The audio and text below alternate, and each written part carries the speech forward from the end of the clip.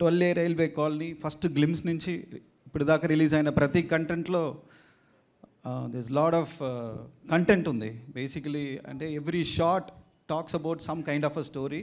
నాకు అది బాగా నచ్చింది. ఇప్పుడున్న సిచ్యువేషన్లో కంటెంట్ లేని ఫిలిమ్స్ ఆడట్లేదు. ఫెస్టివల్స్ ఫిలిమ్స్ తప్ప మిగిలిన అన్ని సినిమాస్కి కంటెంట్స్ ఉంటేనే ఆడుతుంది.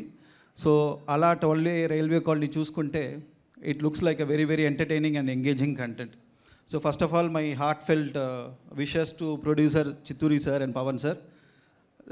వీళ్ళతో ఇప్పుడు రీసెంట్ టైమ్స్లో ట్రావెల్ అవుతున్నాను. They are very very practical producer and very open producer. వాళ్ళ దగ్గర మొగమాట ఏమి ఉండదు. నచ్చకపోతే బాసు నాకు నచ్చలేదంటారు, నచ్చితే బాగుందంటారు.